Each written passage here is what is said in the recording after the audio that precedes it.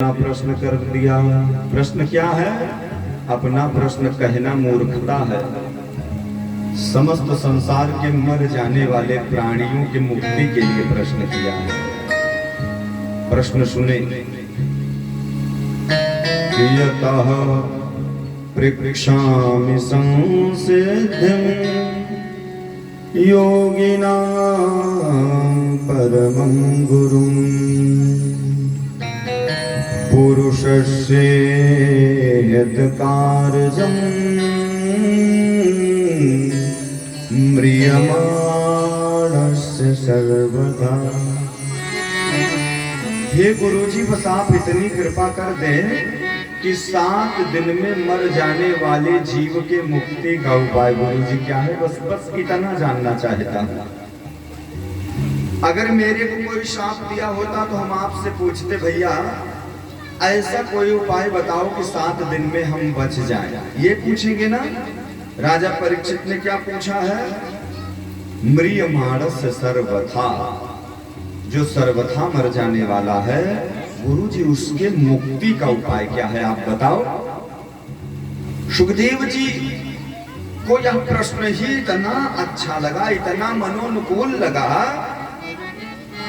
कि बिना किसी मंगलाचरण, बिना किसी कीर्तन के वरीयानेशते प्रश्ना क्रतो लोकं हितं नृपा आत्मवित्सम्मतः पुंसां श्रोतव्याः दिशु यः परः। अरे राजन, ये तो तुम्हारा प्रश्न व्यक्तिगत नहीं है, सार्वभौम जगत के आभ्यंतर मनसा ये प्रश्न है, सबका प्रश्न है कि जो सब मर जाने वाला है उसके मुक्ति का उपाय क्या है। आप हमसे कहें तो सुनो राजा, सबसे पहले तो उस जीव को जिसे मुक्ति की अभिलाषा हो,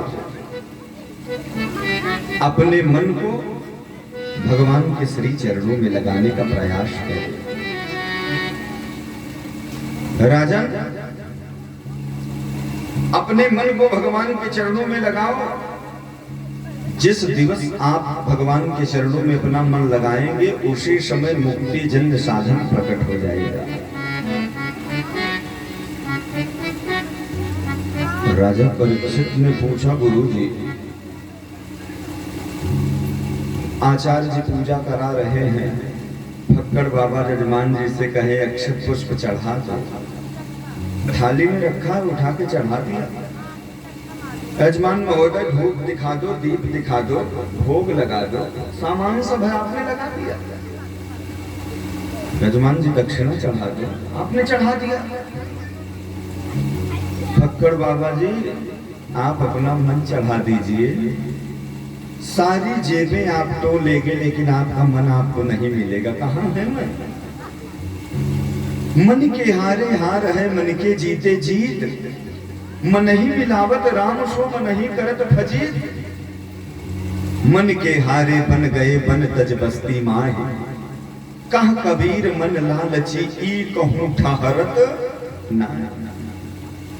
या तो गति है अटपटी झटपट लखई न कोई, जब मन की खटपट मिटे तो चटपट दर्शन हो। मन से ही माधो मिलते हैं, मन से ही लड़ाई झगड़ा होता, फजीयत खड़ी होती है संसार में।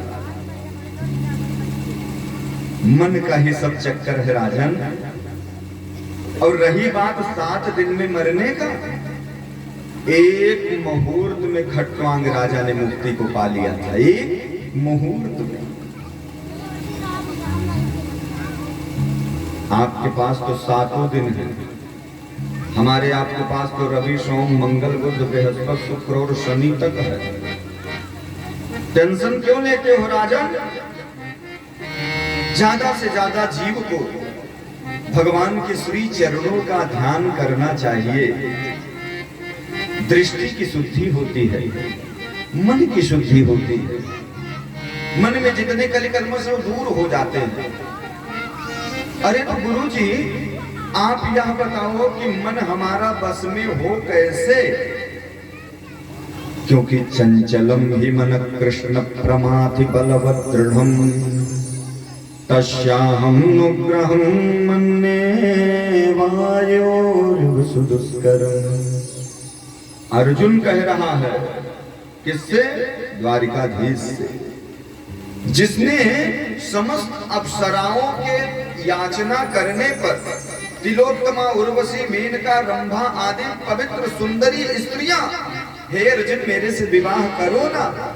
अर्जुन ने कहा, तुम तो मेरी माँ समान हो। माँ कहकर प्रणाम किया। वो अर्जुन कहता है, हे माधव मुझे अपने मन पे भरोसा नहीं है, ये बड़ा चंचल है, ये मन बड़ा चंचल है, कैसे तेरा भजन करूं? जितना इसे समझाऊं उतना ही मचल जाए। जैसे हवा को मुट्ठी में बंद करना असंभव है, बंद कर लोगे पर देख नहीं पाओगे, ऐसे मन की गति है। एक जगह कुछ बड़े से मंच पर बड़े बड़े संगीताचार्य आए, बड़े बड़े राग आलापों में उन्होंने भजन को गाया। एक महात्मा जी आए और बैठे थे। कमेटी वालों ने कहा, भैया थोड़ा सा महात्मा जी को गाने को दे दीजिए। सब कलाकार ये महात्मा जी क्या गाएंगे? श्री रामचंद्र कृपालु भजमन गाएंगे।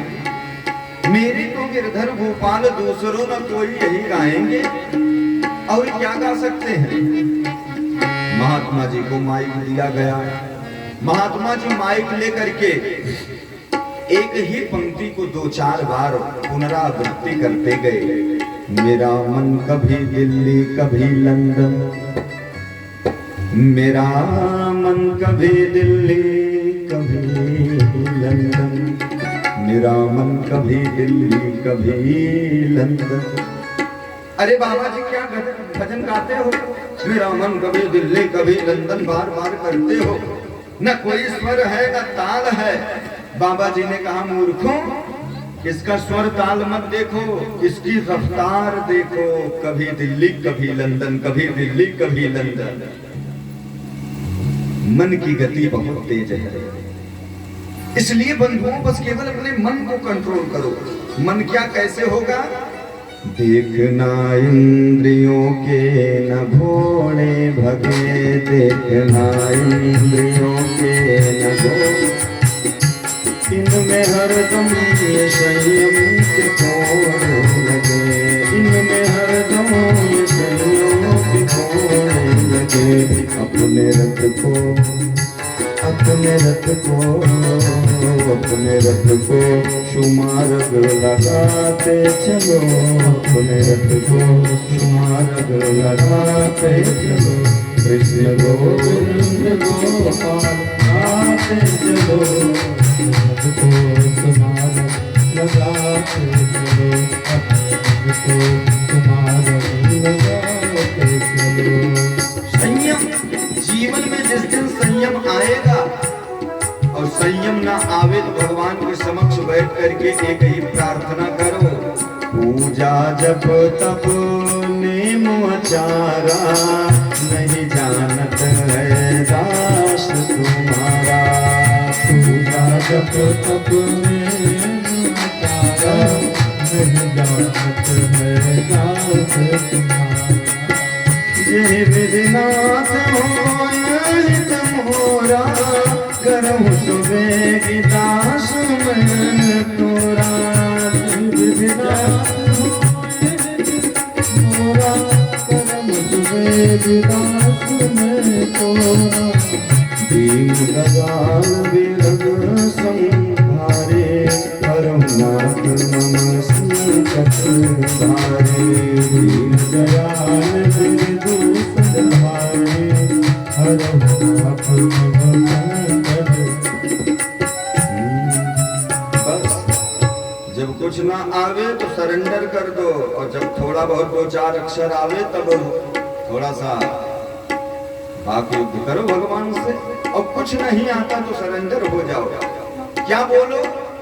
कोई पूछे कौन हो? बोले भैया दास दासानुदाता, गोपी भरदूह पद कमलयोर, दास दासानुदासा। हम उन्हीं माधव के किसी भक्त के किसी भक्त के किसी भक्त के चरणों का दास हूँ, डायरेक्ट नहीं हूँ। हम सांसद नहीं हैं, हम मंत्री नहीं, हम विधायक नहीं, हम तो कार्यकर्ता के साथ रहते हैं बस। पार्टी में कोई स्थान नहीं हमारा। राजा, सब बखेरा केवल मन का है। एक दृष्टांत और देंगे, उसके बाद में हम प्रसंग की ओर बढ़ेंगे। क्यों? क्योंकि माताएं जो बैठी हैं सुन तो ध्यान से रही है, लेकिन इनको कहानी रूप में जब कथा व्यक्त करी जाती है तब ये समझ जाती, हाँ हाँ हाँ अब हम समझे। देखो, मन से ही बंधन है, मन से मुक्ति है। शरीर मायने नहीं रखता है कि आप फक्कर बाबा के यहाँ बैठकर भागवत की कथा सुन रहे हैं। मायने मतलब यह रख रहा है कि आपका मन कहाँ है। दो मित्र थे, दोनों जल चढ़ाने रामेश्वरम चले गए। मार्ग में बारिश होने लगी। एक मित्र कहा, भैया बारिश में जाएंगे तो थोड़ा सर्दी जुकाम हो जाएगा, तो शरीर रहेगा तो रामेश्वरम पहुंचेंगे, आओ कहीं ठहर जाए। कहीं मकान घर नहीं मिला है तो वैश्या का घर मिला, गणिका का। उसके यहाँ मित्र रुका और दूसरा मित्र चला गया रामेश्वरम जल चढ़ाने के लिए। वो वहां जल चढ़ाया और यहाँ बैठा रह गया। अंत तो सबका होता, अंत हो गया।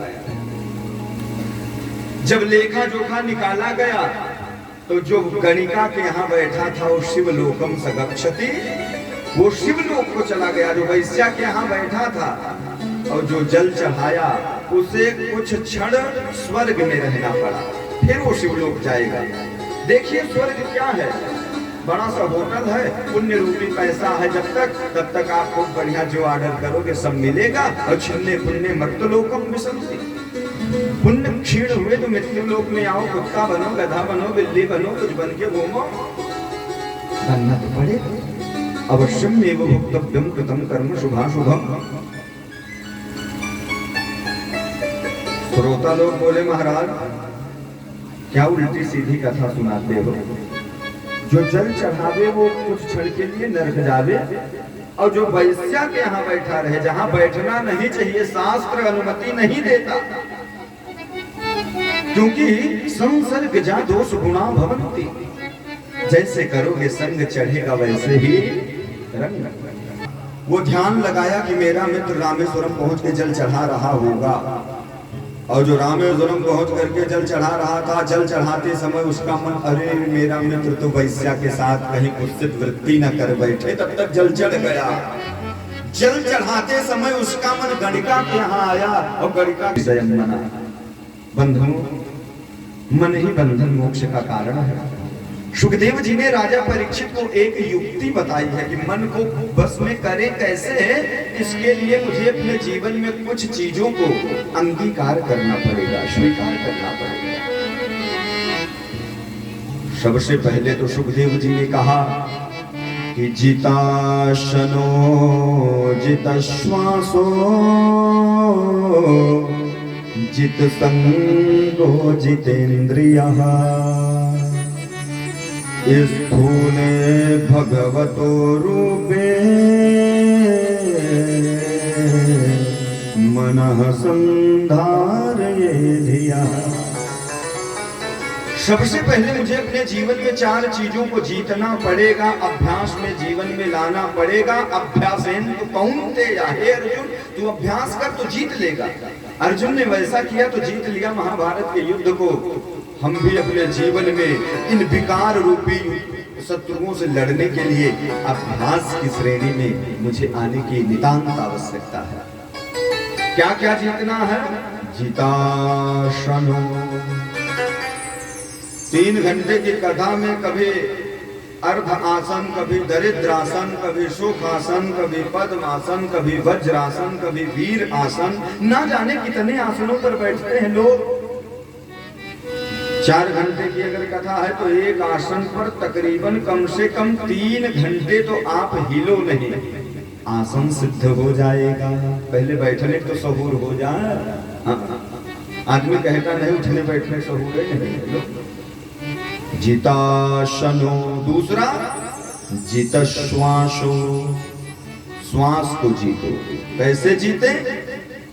रेचक कुंभक पूरक, सुबह आस्था टीवी पर लगाओ, 4 बजे से बाबा रामदेव जी के साथ में हो जाओ, शीर्षासन, पद्मासन, प्राणायाम सब कुछ जानो, हमसे मत सुनो। हाँ? अब आगे आपको करना है तो योग का आश्रय लेना पड़ेगा।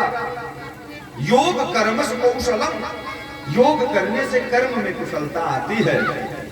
अब आलस्य ही मनुष्याणाम शरीरस्थो महा रिपु, शरीर का सबसे बड़ा शत्रु है तो केवल आलस्य है। आलस्य आ गया तो समझ लो वो जीवन में हम हार जाएंगे, कभी जीत मिलने वाली नहीं है। राजन श्वास को जीतो। उसके बाद में तीसरा क्या जीतना है? जित संगो, संग। हमें अपने जीवन में यह देखना है कि किसके साथ में रह रहे हैं। अगर वो बाहर से कहीं आडंबर के परिवेश परिधान में लिपटा हुआ है, 2-4 दिन देखो ना, बड़े बड़े लोग अपने को भगवान मान करके पूजा कराते हैं, 9 लाख की हवेली में चले जाते हैं 2-4 साल बाद। क्या मतलब निकला? परमात्मा एक है, अनेकों रूप धारण किया है। देखो परमात्मा प्रसन्न कैसे होता है? दयया सर्वभूतेषु, दयया सर्वभूतेषु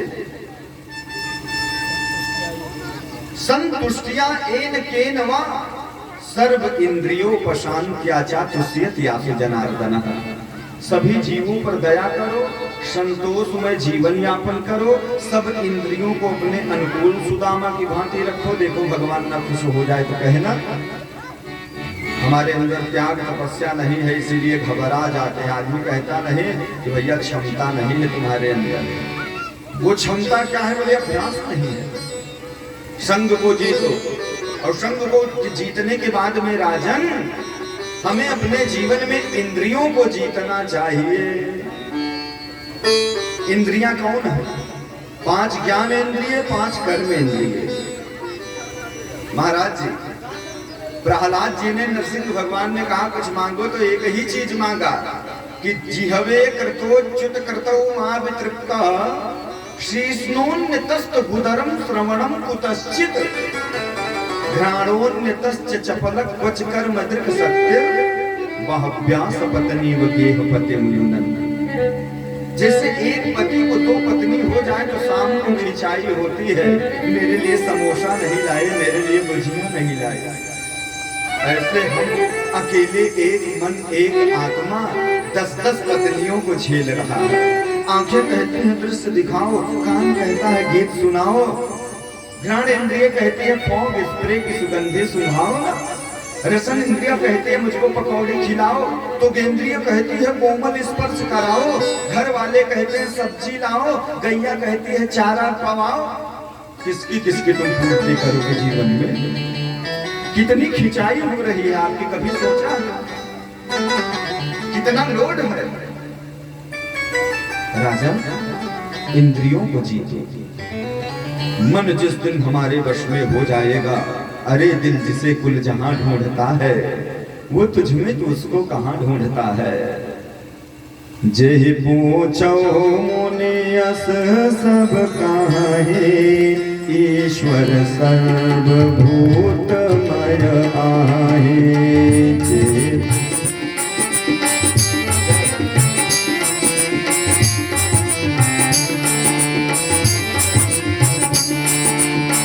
हरि व्यापक सर्वत्र समाना, प्रेम से प्रकट होई मैं जाना। हरि व्यापक सर्वत्र समाना, प्रेम से प्रकट होई मैं जाना। प्रेम से प्रकट होता है। मन वश में हो, प्रेम जग जाए, परमात्मा हमारे सामने प्रकट हो जाता है। बोलो भक्तवत्सल भगवान की जय। हम आप सभी के ध्यान को केंद्रित करना चाहते हैं, व्यास मंच की तरफ आकर्षित करेंगे। सुखदेव जी ने दहाड़ करके कहा, राजन प्रश्न जीने का नहीं है, प्रश्न मरने का नहीं है, प्रश्न यह है कि जितने दिवस हम जीते हैं तो करते क्या। रामचरितमानस की निंदा करते हैं, उसमें चौपाई गोस्वामी ने डाल दिया, ये ऐसे कथा करते हो ऐसे। अरे तो क्या करता है भैया, हम पूछते हैं। एवं कुतर्क योग है ना, कुतर्क का योग तुम्हारे भीतर है क्या? योग से परमात्मा की प्राप्ति होती है, कुतर्क से यम के दूतों का दर्शन होता है। अपने आप को बचाओ।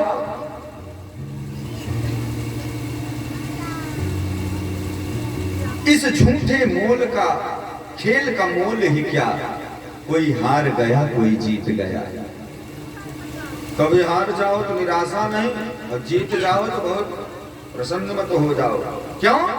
कोई मोल इसमें लगा थोड़ी, भगवान ने भेजा, हम लोग खेल करके चले जाएंगे, बात खत्म। क्या सोचता रे पागल मनवा, जो बीत गया सो बीत गया, और इस झूठे खेल का मोल ही क्या, कोई हार गया कोई जीत गया। जीतने दे भैया, जो जीतेगा जीता जमपुर जाएगा, हारा हरि के हरिद्वार। सुनी ले मैंने निर्बल के बलराम, जो दुनिया से हार जाता है भगवान के गले का हार बन जाता है, और जिसके गले में यहाँ हार पड़ता है वो दुनिया से हार जाता है। हाँ, दुनिया में हार जाता है। इसलिए बहुत हार के चक्कर में नहीं, हार व्यक्ति स्वीकार करना नहीं चाहता, और माताएं पति से कहते सबके नौलखा हार पहनती, हम हो हार पहनाओ। अब हार के चक्कर में है। अरे जीत के चक्कर में रहो माताओं, ज्यादा हार के चक्कर में मत रहो। प्रश्न जीने का नहीं, प्रश्न मरने। वो परीक्षित की भांति हम लोग भी हैं। मुझे भी मृत्यु का वरदान मिला है, ना जाने मौत कब आ जाए, किधर से आ जाए, कोई दिशा सुनिश्चित नहीं है। तखत पर लेट करके मृत्यु होगी कि चारपाई पर होगी, कि कथा सुनते सुनते होगी, कि भैंस को चारा डालते डालते होगी, भोजन करते करते होगी, नहीं मालूम। तो जिस चीज का समय सुनिश्चित नहीं, कब आ जाए, तो उससे तो डरना चाहिए। जितने दिवस हम जीते हैं करते क्या है?